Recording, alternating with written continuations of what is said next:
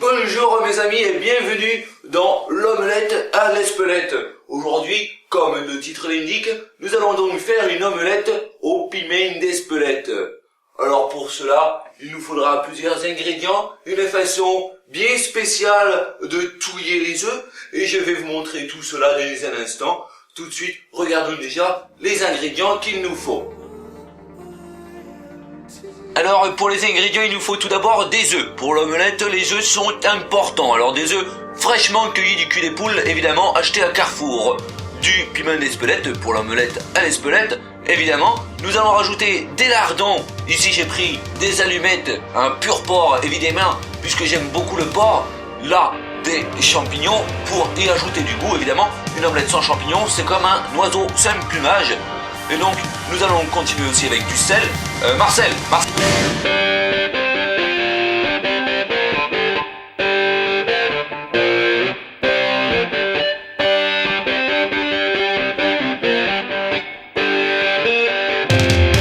Du sel.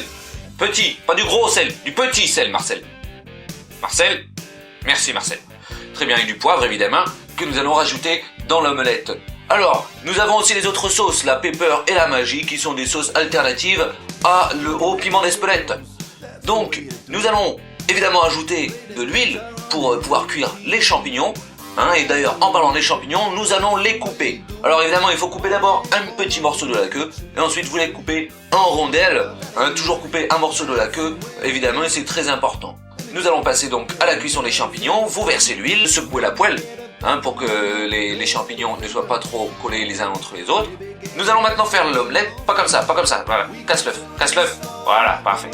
Oui, évidemment, si tu n'avais pas cassé l'œuf avant. Bon, alors l'œuf est cassé, très bien, donc on va en mettre un premier, puis un deuxième évidemment, ça c'est la base. Nous allons en mettre un troisième pour le goût, parce que c'est très important, et puis j'aime beaucoup les œufs, un quatrième aussi, parce que j'aime aussi quand il y en a beaucoup, et puis, allons-y, mettons un cinquième, puisque les cinquièmes sont souvent les meilleurs. Alors, ensuite, pour touiller, nous ne prenons pas un fouet, mais une fourchette. Voilà, une fourchette, pourquoi ? Parce que la fourchette, vous pouvez casser les œufs en piquant des dents, et pour touiller, c'est beaucoup plus facile qu'une touilleur normale. Alors, évidemment, il faut utiliser la technique idéale, c'est le roulet de poignet, pour bien casser les œufs, d'un côté d'abord, de l'autre ensuite, d'un côté, de l'autre, d'un côté, de l'autre. Ici on voit pas beaucoup, j'ai accéléré aussi la vidéo, sinon comme moi vous vous seriez fait chier. Donc voilà, on arrive tout de suite à une omelette assez onctueuse, assez intéressante, un bon débit. Nous allons pouvoir mettre du poivre à une quantité suffisante. Si vous n'en mettez pas assez, ça va être mauvais, très mauvais. Le sel, on n'en met pas, tout simplement parce que le sel sera délivré par nos lardons. Et évidemment, on met le piment d'espelette. Alors, ce n'est pas parce que l'omelette est toute rouge de piment qu'il y en a de trop. Il faut toujours en remettre un petit peu. Si vous avez un doute, quand il y a un doute, comme on dit, c'est qu'il n'y a pas de doute, c'est qu'il manquait du piment d'espelette. Et on touille pour que tout soit homogène, évidemment, car dans la cuisine, il est important que tout soit homogène. Parfait. Maintenant, nous allons passer donc à nos champignons qui ont cuit pendant tout ce temps et qui, vous le voyez, ont même doré. Ils sont donc parfaits. Alors nous allons rajouter donc les lardons, évidemment, que nous allons cuire jusqu'à ce qu'ils deviennent complètement blancs.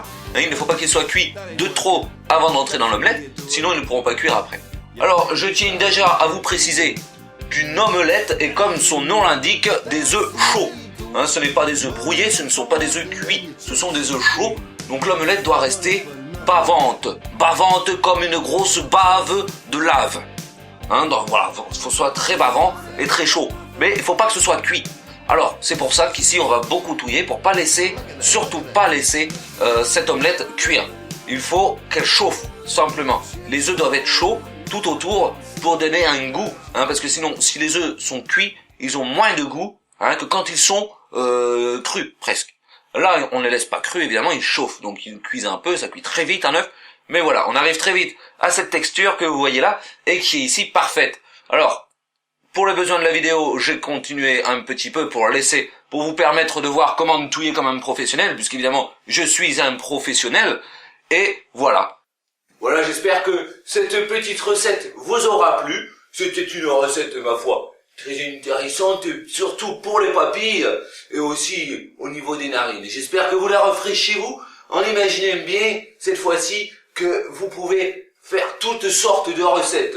Le piment d'Espelette en est une. Je vous ai montré la sauce pepper, je vous ai montré la sauce magie. Je vous montre pas toutes les sauces, il y a encore beaucoup de sauces et encore beaucoup de piments à tester. Surtout, n'hésitez pas, allez-y et goûtez bien le papy. C'est bon le piment. J'aime le piment d'Espelette. J'aime.